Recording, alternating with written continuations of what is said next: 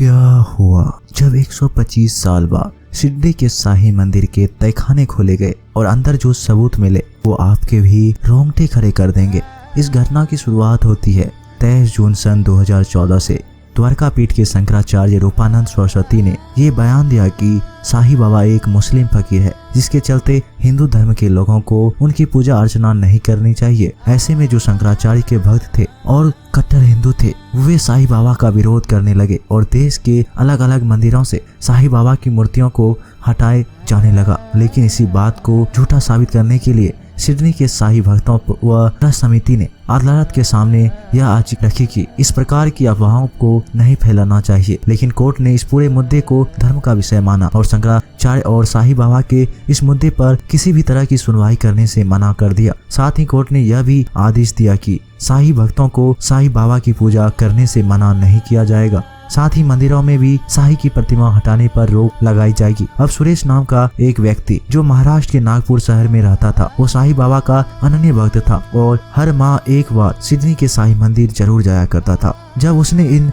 सभी घटनाओं के बारे में सुना तो उसे बड़ा क्रोध आया, क्योंकि वो शाही बाबा को अपना आराध्य मानता था और उसे ऐसा लगता था कि आज उसके बाद जो कुछ भी है वो शाही बाबा का ही दिया हुआ है। हर माह की तरह अगले माह जब सुरेश सिडनी के शाही मंदिर पहुंचा तो उस दिन वहां पर गुरुवार होने की वजह से बहुत ज्यादा भीड़ थी और उस भीड़ में धक्का मुक्की खाते हुए वह एक ऐसे स्थल पर जा पहुंचा जहां पर सालों पुराना एक तहखाना मौजूद था।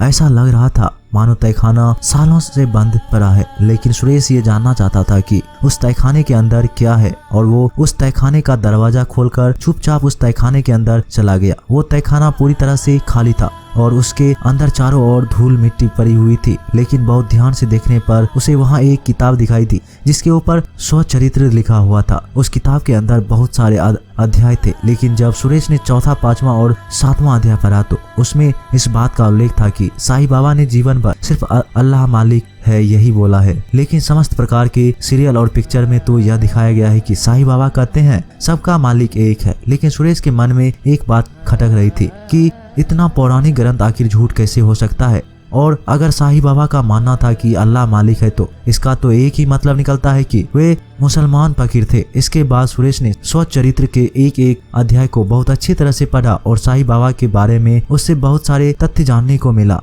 वो जो वाकई में चौंकाने वाले थे। वो उस तहखाने को बंद करके पुनः शाही मंदिर आ गया। लेकिन अब सुरेश के मन में भी संशय बन चुका था। दोस्तों, कई लोगों का मत है कि साईं बाबा ने अपने पूरे जीवन काल में भूखे लोगों का पेट भरा, जानवरों की सेवा की एवं कई परोपकार के कार्य किए और एक संत के तौर पर हम हमेशा उनका सम्मान करते हैं। एक संत के तौर पर हम हमेशा उनका आदर करते हैं। इस घटना को लेकर आप क्या विचार रखते हैं? शंकराचार्य और साईं बाबा की विवाद को लेकर आपका क्या कहना है? हमें नीचे कमेंट बॉक्स में बताइए। वीडियो आपको पसंद आई हो तो लाइक करें और जल्दी से जल्दी हमारे चैनल को सब्सक्राइब करके बेल आइकन को प्रेस कर लें, ताकि आपको हमेशा ऐसा सत्य चमत्कारिक घटनाएं मिलते रहे। अभी के लिए आप सभी दर्शकों को हर हर महादेव।